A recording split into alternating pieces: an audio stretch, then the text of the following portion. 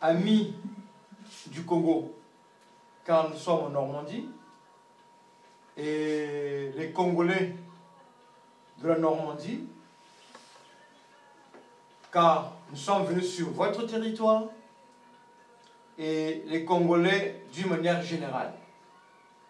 Ceux de l'intérieur du pays et ceux des différentes diasporas.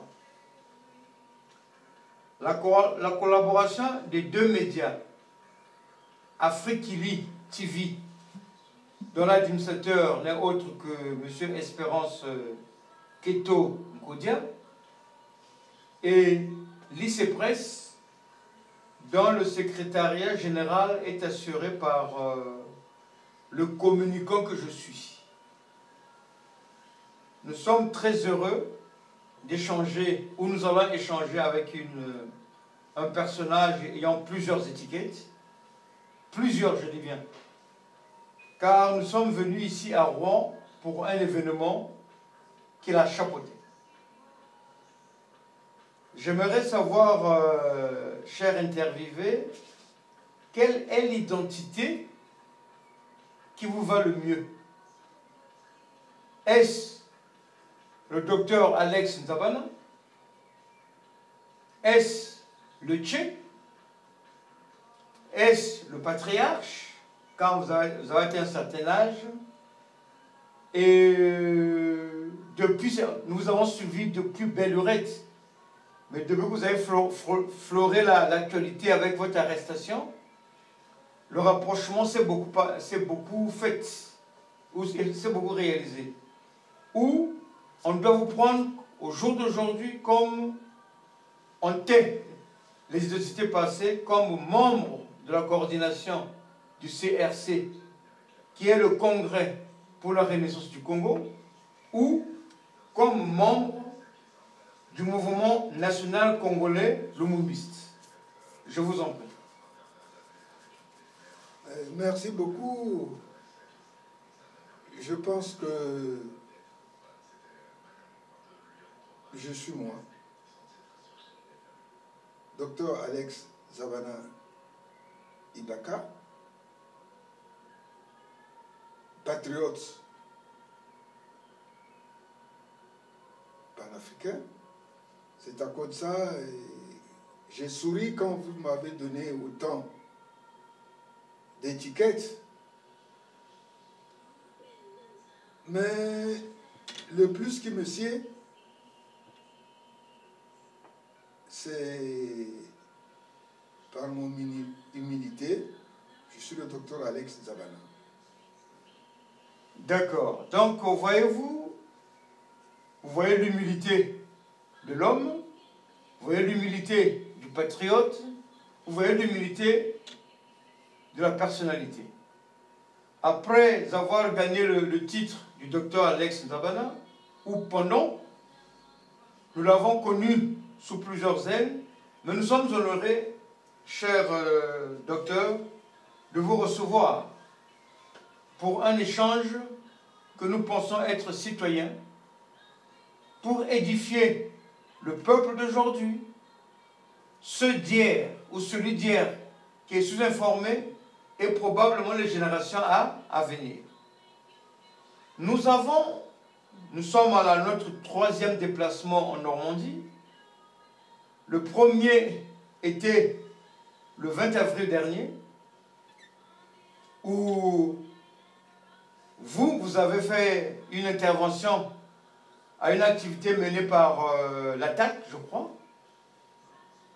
Et nous sommes revenus ici le week-end du 27 au 28.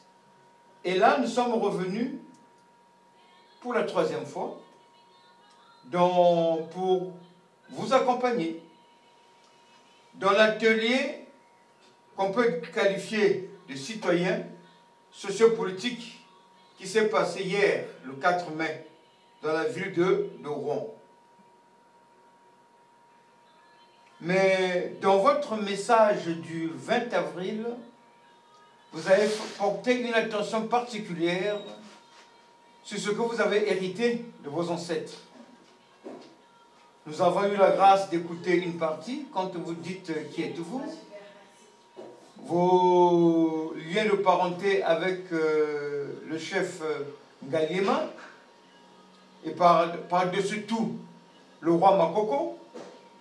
Ngaliema, c'est du côté de la rive gauche et Makoko du côté de la rive droite. Mais ce message, où vous avez un peu échafaudé la rencontre de l'Afrique centrale avec le colon, qu'il soit belge, qu'il soit congolais, ou qu'il soit belge, qu'il soit français. Et vous avez dit en substance que le malheur des deux Congos est d'avoir rencontré le blanc.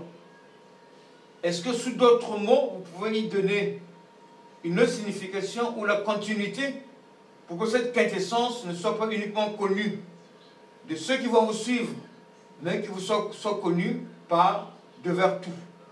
Je vous en prie. Merci beaucoup, mais je dois relever pour éviter des malentendus. Une personne est née d'une mère et d'un père. La mère, comme le père, a aussi deux côtés, c'est-à-dire le père et la mère. En substance, une personne a 4 familles de base. 2 du côté de la maman et 2 du côté du papa. Je voudrais revenir à ce que j'avais dit lorsque je parlais de mon arrière-grand-père Ngaliema. Ngaliema était le oncle de Ngobila. Jusqu'au 15e siècle, la capitale,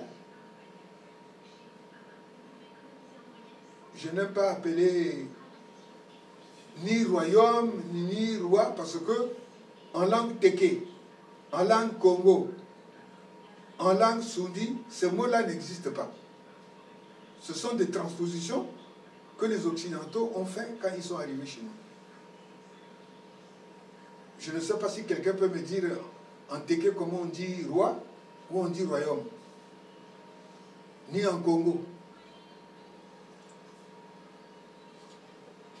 Okongaliema était le neveu de Maoko, de B. Parce que la capitale de la communauté Teke était sur les bords du fleuve Congo des 2 rives, et sur la rive droite et sur la rive gauche. Quand je disais dans l'émission dont vous faites allusion que le malheur de l'Afrique, c'est d'avoir rencontré l'homme blanc, parce que l'homme blanc est venu briser le processus naturel de formation des nations qui étaient en train de se constituer. Et j'avais relevé que Ngaliema avait rencontré d'abord Stanley sur la rive gauche et ensuite Debraza sur la rive droite. Parce que jusqu'au 15e siècle, je le répète, la capitale de la communauté, Teke, était sur le fleuve, sur les 2 rives qu'on appelait Ngobila. C'est à partir du 15e siècle que la capitale a été déplacée à 3 jours de marche de Ngobila sur les bords du fleuve jusqu'en B. Maintenant, concernant toujours l'apparition de l'homme blanc, que ce soit en 1492, sur le côte d'Ntotila, lorsque Diego Cao est arrivé, que ce soit sur les rives de la Lima, où il est passé pour atterrir sur, j'ai dit atterrir, bon, pour parvenir jusqu'au fleuve qu'on appelle à partir de 1885 fleuve Congo, des Brazza n'a jamais reçu, comme Diego Cao, une invitation. Ils sont venus de leur propre chair. Donc ils ont fait une apparition, ils ont instauré, imposé ce que nous avons appelé non seulement la traite négrière, l'esclavagisme et la colonisation. Donc par leur présence, ils ont interrompu le processus naturel. Parce que le Congo français est une création de la France coloniale qui ont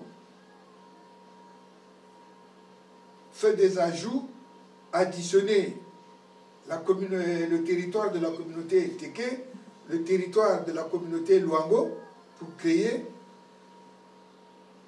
ce qu'est devenu le Congo français après le moyen Congo et aujourd'hui la République du Congo-Brazzaville.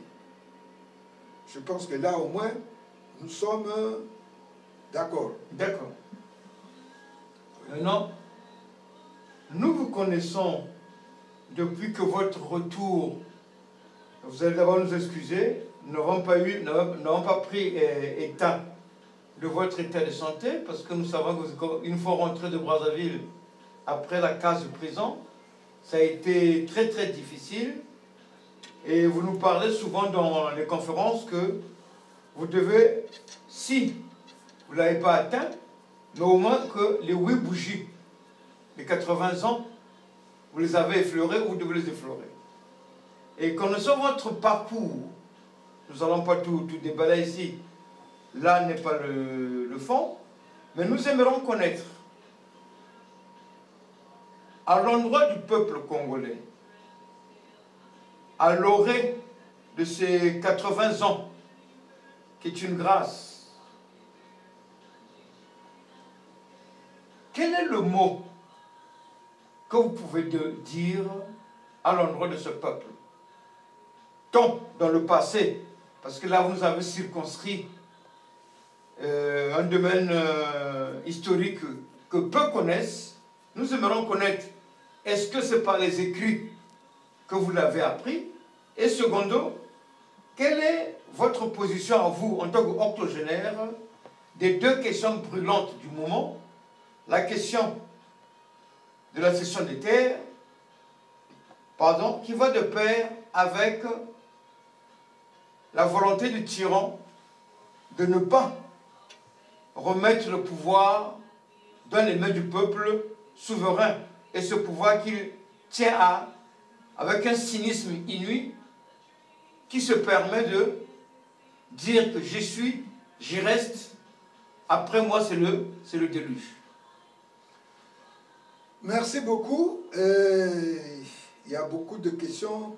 On essaie de condenser. Et à votre façon. Je veux m'atteler à y répondre.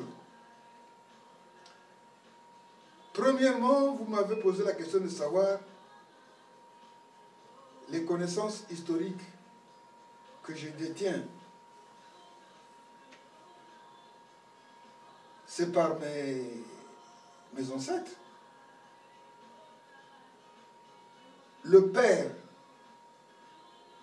de mon père, Ngobila,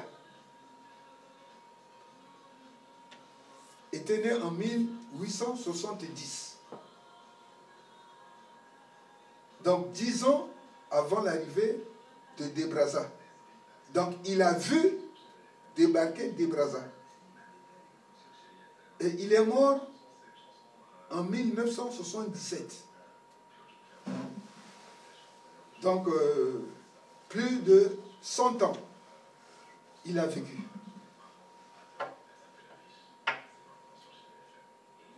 Ce qui veut dire que j'ai eu le temps de vivre avec lui, de vivre avec sa maman, donc mon arrière-grand-mère, qui est la nièce de Ngaliema. Du côté de ma mère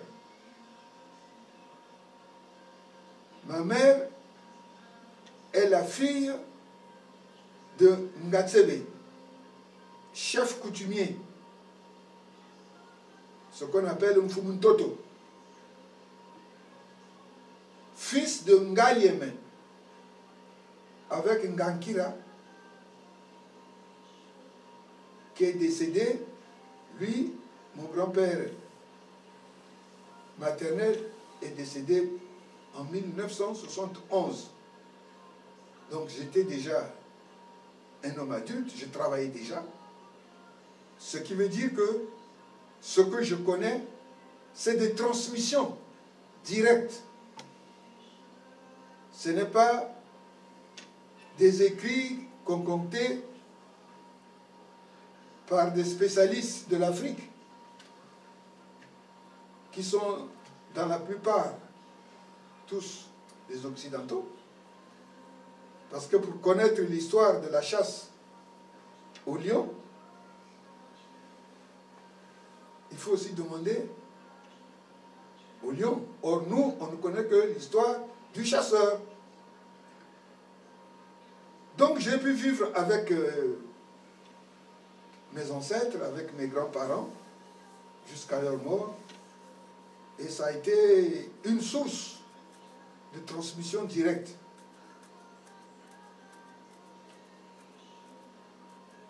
Deuxièmement, vous m'avez posé la question de savoir quel est le message. Au vu de mon âge aujourd'hui, Enfin, pour l'anniversaire de vos 80 ans, que je transmettais aux générations actuelles et celles qui vont venir après. D'abord, c'est la connaissance. Pour avoir la connaissance, il faut avoir la capacité d'écoute. Nous, on l'avait dans le pays Sundi, ce qu'on appelle le Mbongi. Et dans la partie septentrionale, on appelle ça le Nkanza. C'est là où on apprenait. On venait s'asseoir avec les vieux et ils vous racontaient. Moi, en dehors de ces deux écoles de formation, j'étais à l'école directe aussi, parce que j'ai vécu avec mes grands-parents jusqu'à leur mort. C'est la connaissance. C'est l'écoute. C'est l'humilité. Parce que pour savoir, connaître là où on va, il faut connaître d'où est-ce que l'on vient. Nous avons une identité africaine, noire, bantou. Et nous avons des valeurs.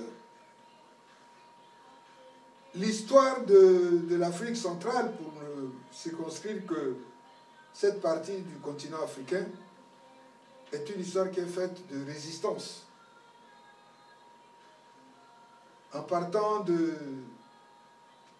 Kimpavita, qui a été brûlée vive. On m'a dit que nous sommes dans la ville de Jeanne d'Arc, je crois, ici aussi. Rouen. Oui, que il y a une similitude entre Jeanne d'Arc qui a été brûlée vive pour sorcellerie par ses détraqueurs, et il y a Kepa Vita qui a été brûlée vive. Donc il y a cette similitude-là que nous avons appris avec stupéfaction. Donc, c'est par la connaissance. La résistance de Kepa Vita va au-delà de Ntotila. Parce que il y a aussi celle de Mathieu André, de Tata Semo Kimbangu, de Boueta Mbongo,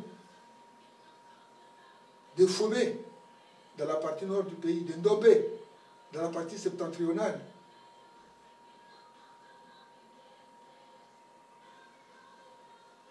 Ce serait ne pas me reconnaître si je ne parle pas de la résistance du maquis de Goma Tsetse, du M22, avec Ange Diawara et Jean-Baptiste Ikoko, Oluka et Bakekolo. La résistance aussi de Pierre Anga à Ikongono. Les résistances qui se sont faites chaque jour plus fortes depuis le coup d'État militaire du 5 juin 1997. Hier, ceux qui doutaient encore avec les réseaux sociaux, on ne peut plus rien cacher. Tout ce qui s'est passé avec les explosions du 4 mars 2012 en Impila, ce qui s'est passé avec les disparus du beach, où on a vu les images des containers qu'on jetait dans le fleuve. La résistance, à partir de 2015, lors du changement de la Constitution, tous les crimes de sang, les crimes de guerre, les crimes de génocide qui se sont passés dans la partie sud du pays,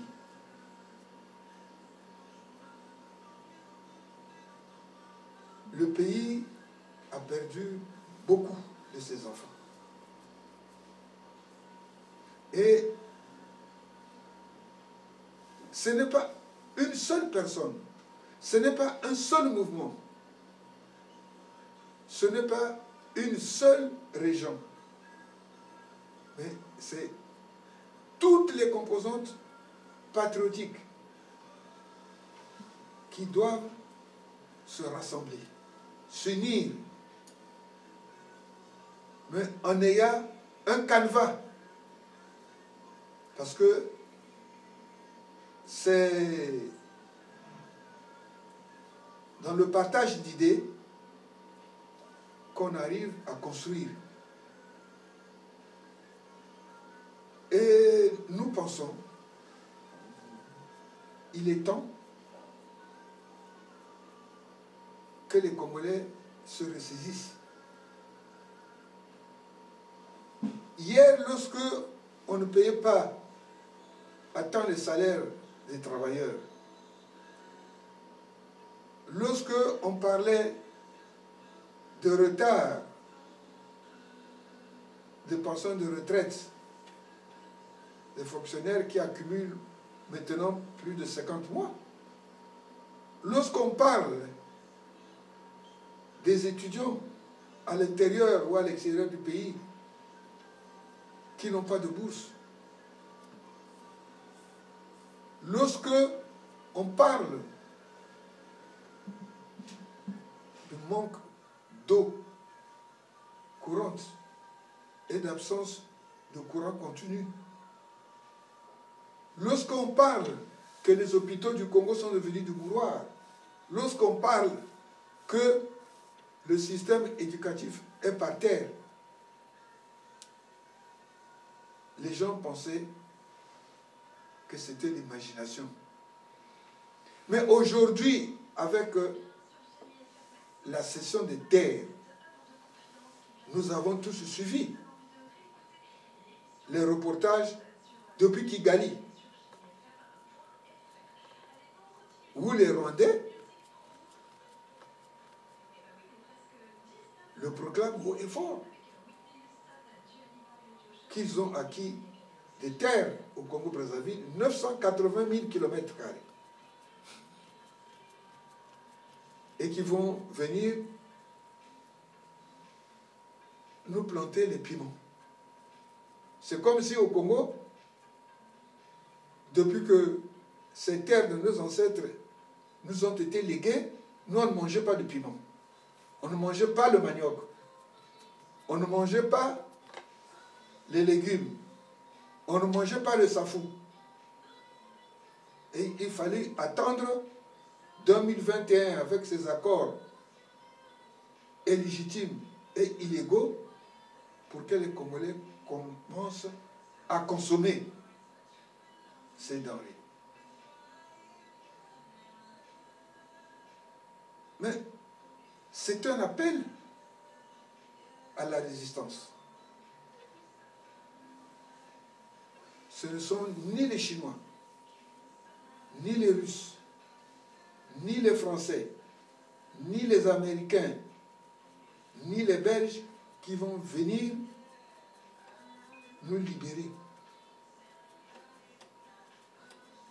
La liberté s'arrache. Et j'ai foi, quel que soit l'endroit où nous surprendra la mort,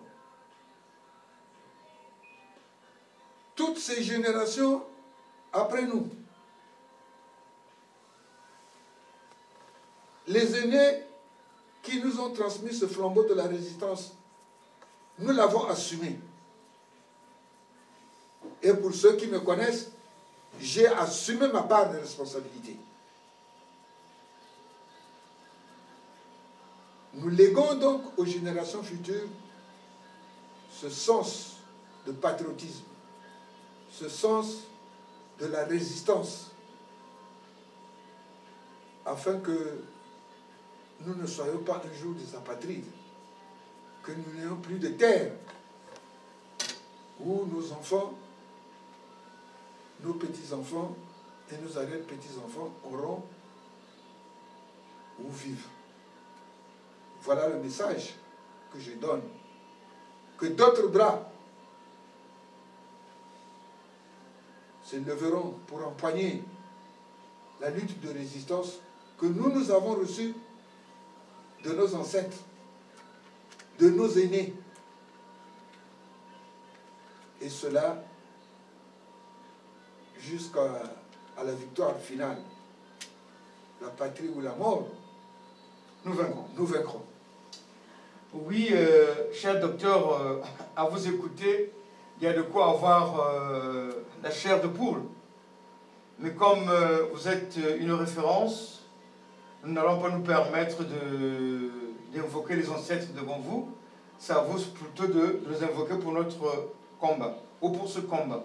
Donc le message clair que vous apportez pour vos 80 ans aux générations actuelles et futures, c'est le concept de la résistance, qui ne date pas de vous, mais qui date de vos aïeux, qui vous a été transmis, et que vous aussi, que vous pensez transmettre aux générations futures, jusqu'à la victoire finale. À vous, peuple congolais, voilà, un compatriote, qui fréquentait ou qui a fréquenté tout le parcours de la République depuis sa proclamation jusqu'au jour d'aujourd'hui, le message qu'il vous donne, ou le message qu'il nous donne à nous. Permettez-moi, au nom des générations actuelles et futures, de vous serrer la main. Maintenant, nous avons découvert, d'après nos investigations, que c'est aussi vous, de votre génération, qui ont permis à ce tyran de s'installer au pouvoir. Est-ce par naïveté? Est-ce par amour de bon sens? Est-ce par mauvais calcul? Mais ce qui est sûr, vous, natifs de Brazzaville ou de quelques lieux, vous avez vu ce tyran arriver à Brazzaville, rentrer dans votre milieu depuis Lascaux, jusqu'à devenir président de la République et intimider les autres. Et le constat est qu'à ce jour, ce dernier ne veut pas lâcher l'affaire. Est-ce que c'est un constat réel? Si oui, quel est votre avis? Sinon, quel est le message que vous pouvez adresser à tous ceux, surtout pas à lui, parce que lui, l'esprit là, endurci son cœur, mais surtout à tous ceux des ressources humaines qui vivent au travers de son identification et qui croient que le cynisme, la barbarie, la vulgarité, les violences d'État seront perpétuelles sur ce territoire. La question que vous me posez, elle est profonde. Et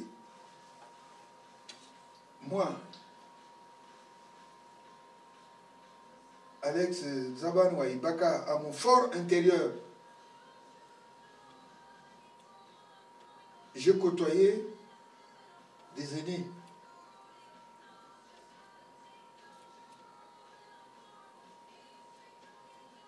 Il y a chez les catholiques chrétiens ce qu'on dit, j'ai péché en pensée.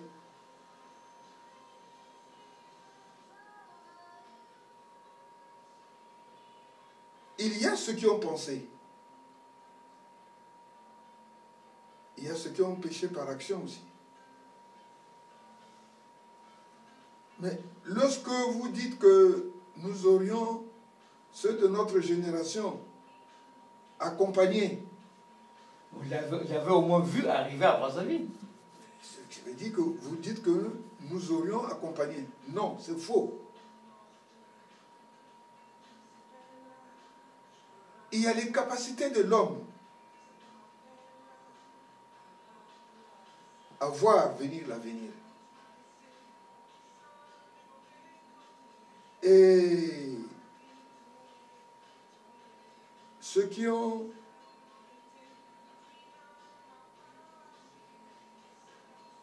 en contact avec la spiritualité africaine savent que les ancêtres nous parlent toujours. Mais c'est nous qui n'arrivons pas à percevoir les messages qu'on nous adresse.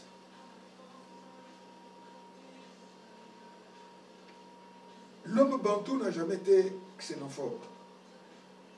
Quel que soit l'endroit que soit venu un individu, il y a de ceux qui sont venus d'autres parties de l'Afrique centrale, qui ont été engagés dans des combats en République du Congo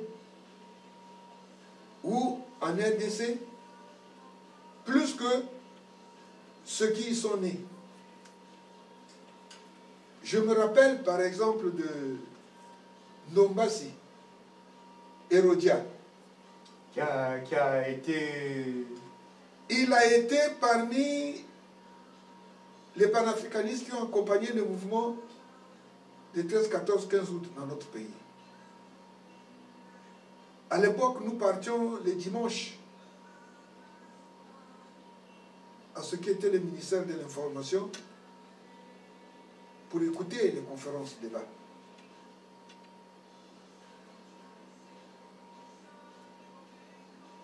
Nous avons écouté les camarades de l'UPC. L'Union patriotique camerounaise, je crois. L'Union du peuple du Cameroun. D'accord, l'Union du peuple camerounais. Il y a des Camerounais qui sont morts au Congo, qui étaient avec nous à la Gémenière à la défense civile.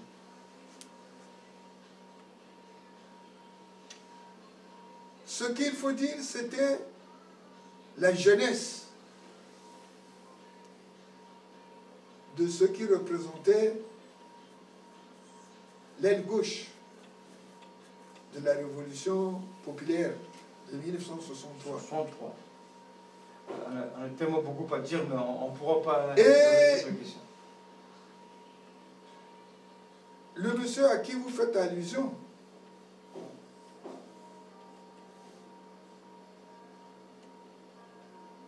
il connaissait mieux ses adversaires que les adversaires ne le connaissaient. S'il a pu dribbler Monseigneur Kombo, parce qu'au village, lorsqu'on fait le lavement de main, est-ce que ça se passe comme ça s'est passé à la fin de la conférence nationale? Non.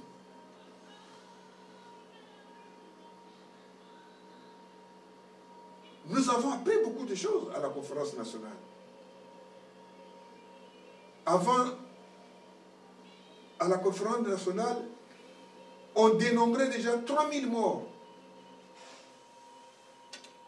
Mais il y a eu, de ce que se disait patriote, qui après la conférence nationale, ont rejoint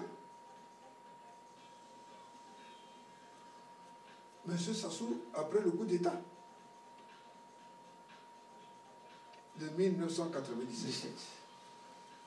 Ça veut dire que c'était en connaissance de cause.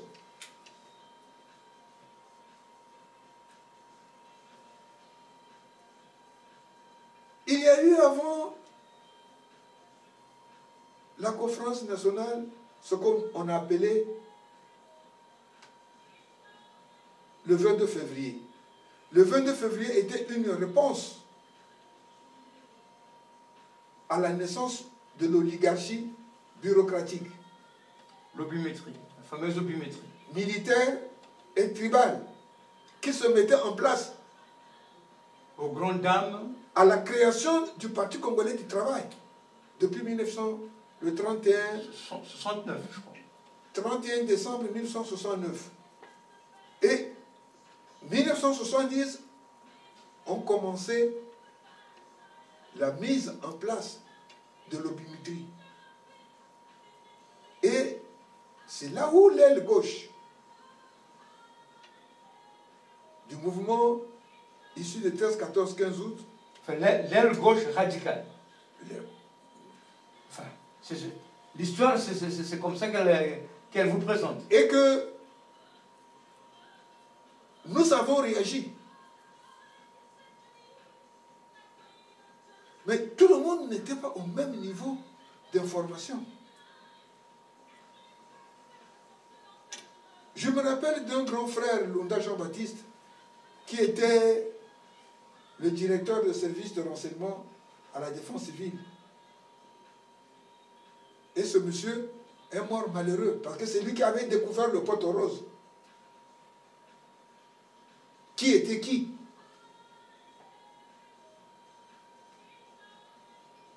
Parce que moi, je vous connais. Est-ce que vous me connaissez? C'est ça le problème. D'accord. On peut présenter une attitude d'agneau, de brebis, alors qu'on est loup. On est un loup. Ok. Et c'est ça qui a fait que beaucoup de nos citoyens ont perdu la vie. Beaucoup. Je ne veux pas nous saigner de plus en plus, parce que nous sommes tous les deux, on a perdu des parents. cher docteur, je préfère m'abstenir. Mais hier, nous étions donc nous sommes arrivés à Rouen le 4 mai. Le CRC a convié pour une activité qui était, dans un premier temps, citoyenne, sociopolitique, autour de quelques questions d'actualité, et avec le film dont vous avez été interviewé par le cinéaste Tal Bukombu, dont vous connaissez le père, et qui malheureusement, ce jour, paix à son âme, ou peu que la terre lui soit légère, il a dû être contraint d'abandonner la route et que vous avez repris le flambeau. Je voulais dire aussi à la famille Bukombu, notre reconnaissance en tant que communicant, en tant que collaboration des médias, et à Gérard Bukombu, la flamme que vous avez laissée dans nos veines, elle vibre encore.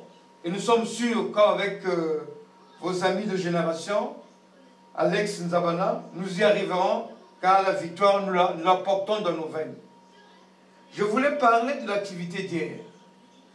Les enjeux de cette activité, permettez-moi de lire le faire-part, c'était la rencontre avec les réalités de terrain auprès des Congolais et des amis du Congo qui sont en Normandie, dont vous incarnez une partie.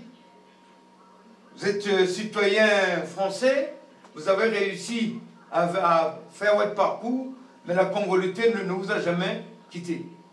Donc, merci déjà pour cet enseignement en ce qui concerne la connaissance du terrain.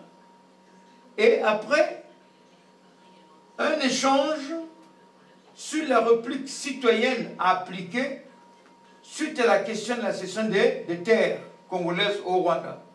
Vous avez dit que vous avez recommandé la résistance, et nous prenons au mot, parce que nous pensons que devant une tyrannie, il n'y a pas d'opposition possible. Et le troisième enjeu est la projection du film. Dites-moi un peu. Bon, ça nous allons revenir. Donc, à part la projection du film, il y a eu aussi, parce qu'aujourd'hui, ça fait le 5 mai 2024, donc 52 ans, que le premier président de la République du Congo indépendante, je dirais l'abbé Fleury-Yu, a été rappelé à Dieu. Est-ce que ces deux derniers éléments, vous pouvez siffler un mot, tant sur le film que nous avons vu, Révolutionnaire, premier épisode, et vous êtes dans le troisième épisode, tant le cas du président Yulu, est-ce que vous avez un mot à dire de circonstances?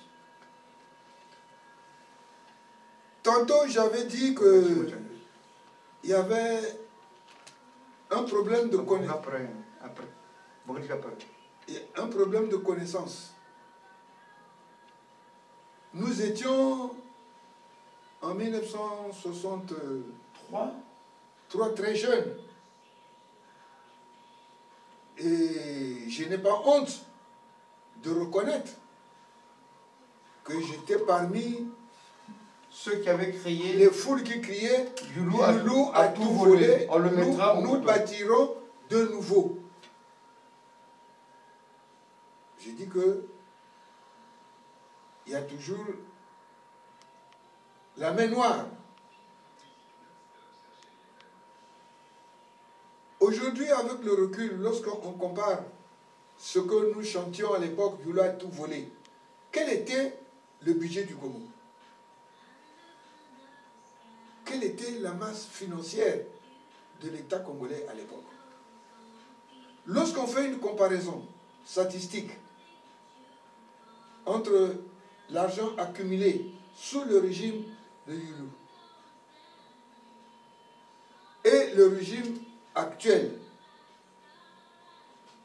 lesquels qui ont le plus volé au peuple congolais? Donc, de mes ancêtres, j'ai toujours appris qu'on ne peut pas se réjouir de la mort de quelqu'un. Parce que chaque être humain est une création de Dieu. Que ce soit dans la spiritualité occidentale, africaine d'abord, à laquelle je fais partie, que ce soit à la spiritualité, à la religion occidentale, l'être humain est sacré. Donc, c'est une journée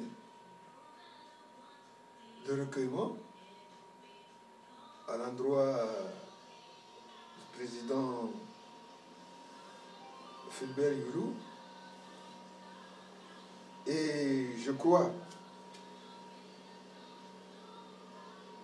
quand j'étais au pays, ces heures, je passais toujours par Madibou. On n'a pas besoin de le dire, parce que le degré de compréhension n'est pas le même. Et par rapport à cela, il y a beaucoup de contentieux historiques dans notre pays. Beaucoup de contentieux historiques qu'il faudrait qu'un jour que les Congolais puissent s'asseoir. D'accord. Permettez-moi d'ouvrir une parenthèse. Dans ma formation en tant que leader d'opinion, j'ai été instruit par beaucoup de personnes, dont un certain Aimé Machika, qui a été votre président de l'UGC, président de l'UGC, l'Union de la jeunesse congolaise. Ce n'est pas l'UGCC ou l'UGEC, mais c'était la première institution des jeunes à l'époque. Et lui qui, quand on lui a posé la question de savoir, dans nos débats, lui a posé la question de savoir qu'en était-il les résultats de Yulu a tout volé, on repartira de nouveau. Avant moi, il y a eu le défunt ministre Ngalibali qui lui aussi lui avait posé la question, parce que c'était eux, les syndicalistes, mais j'aimerais porter à la connaissance du peuple congolais en entier deux informations que je détiens de la personne de M. Aimé Machika lui-même. La première information, beaucoup croient que c'est lui, mais il avait regretté. Et il avait demandé que s'il savait, si jeunesse savait, cette parole-là avait été comprise de travers. Mais malheureusement, elle lui a collé à la peau jusqu'à la fin de ses jours.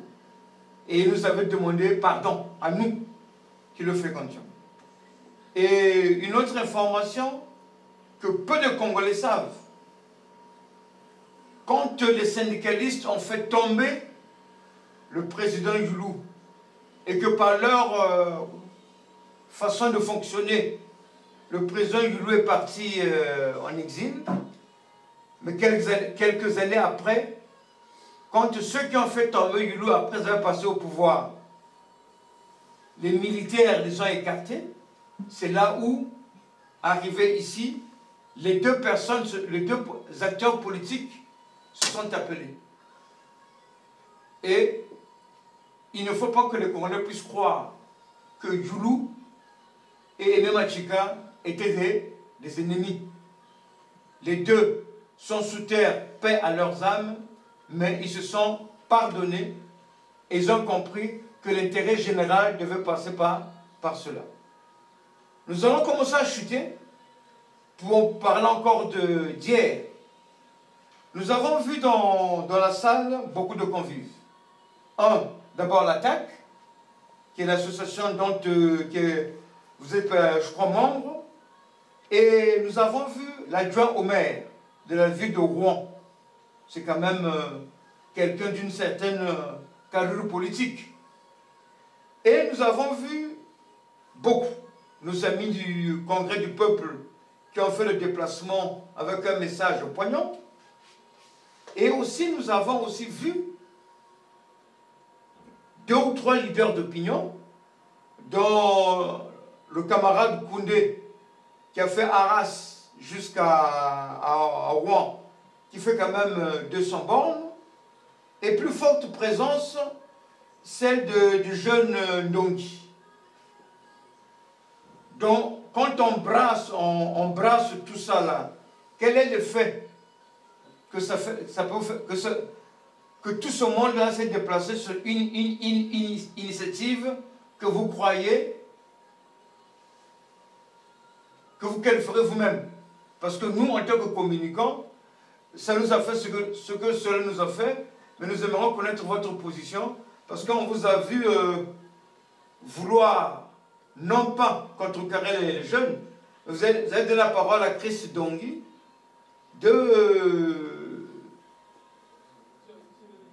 vous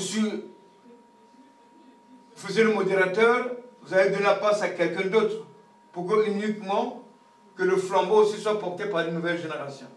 Tout ce brassage de ressources humaines, quelle impression que cela vous a donné? Merci beaucoup. Mais le fait d'avoir été à l'organisation, c'est par mon humilité. C'est d'autres personnes qui doivent parler de vous. Mais ce n'est pas vous-même.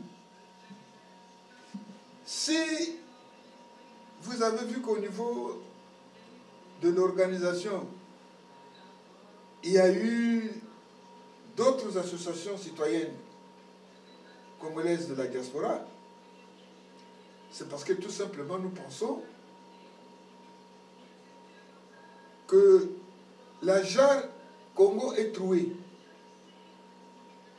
Et il faudrait que toutes les mains des enfants du Congo se rassemblent pour boucher les trous de la jarre. Et pour le faire, il faut se parler. Pour ce faire, il faut se rencontrer.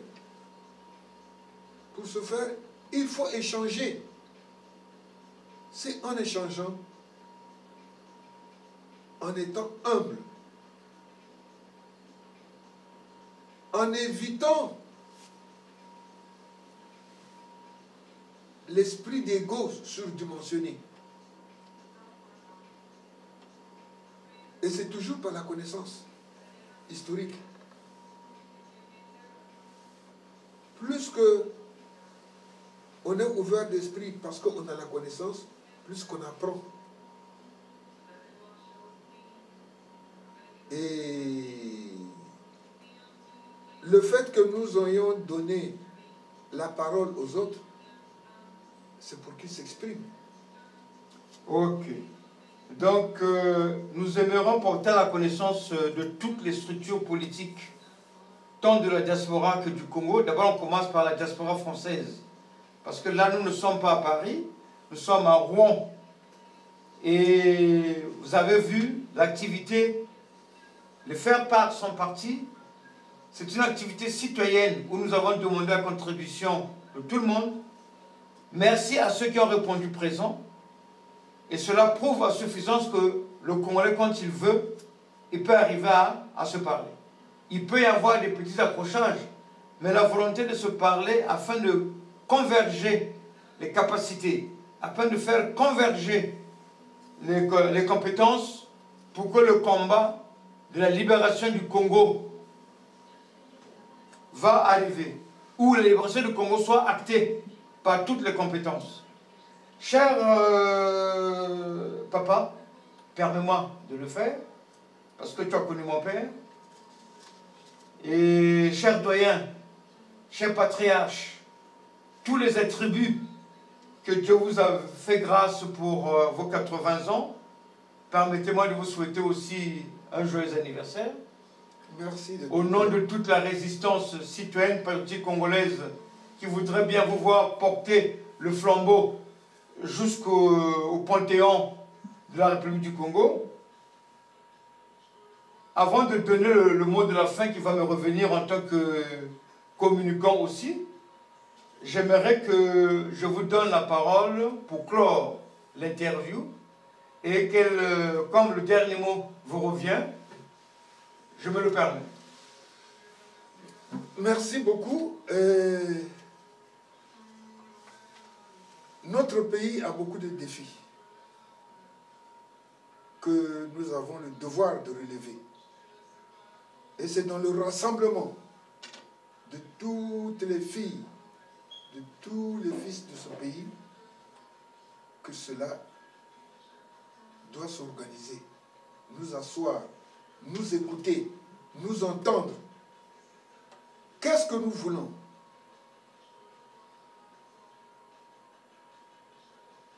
Hier, à la manifestation, nous avons distribué un flyer du CRC. La démarche. Nous avons dit que le CRC n'était pas un parti politique.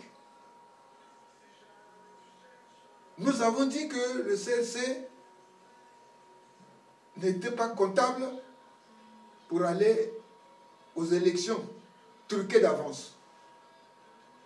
Nous avons dit que le CRC n'était pas comptable d'un coup d'État militaire. Nous avons dit que le temps est arrivé. Les Congolais ont suffisamment souffert. Les Congolais ont suffisamment subi. Et avec cette histoire, ces accords léonins, illégaux, illégitimes, sur la cession des terres, les Congolais doivent se lever. C'est lorsque il y aura changement de pouvoir que les Congolais pourront s'asseoir pour faire un dialogue,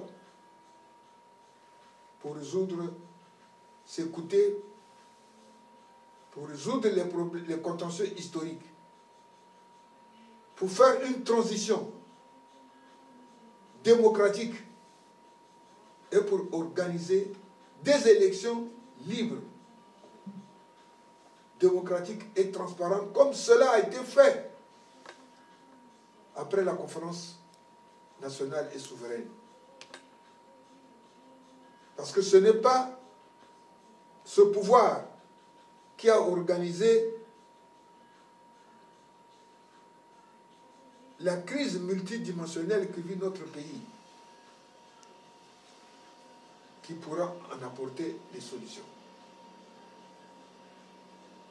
Nous avons des compétences, nous avons des hommes intègres, nous avons des patriotes compétents. Il suffit que l'Obimitri enlève son genou sur le cou des Congolais qui sont traumatisés par la violence qui sévit dans notre pays. Et je finirai par une parole symbolique de Fidel Castro Rousse. Lorsque un peuple pleure, les oligarques tremblent. Je vous remercie. Voilà, chers compatriotes, l'honneur qui m'a été fait, ou l'honneur qui m'a été fait d'échanger avec notre invité sur la place de Rouen que nous avons visité. Mais avant mon dernier mot, parce que c'est un combat que nous semblons porter, et c'est un combat qui vient de loin. Qui vient de loin, auprès des anciens que j'ai côtoyés. Voilà. L'engagement politique se saisit ou se comprend par les 5 doigts de la main. 1.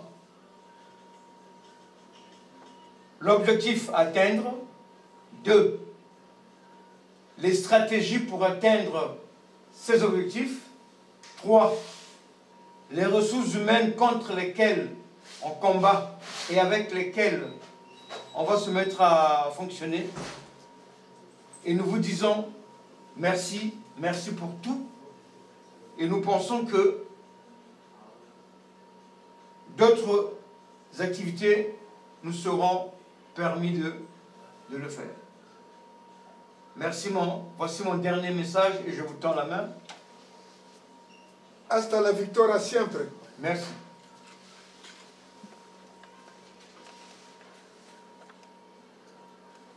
C'est bon. C'est fini.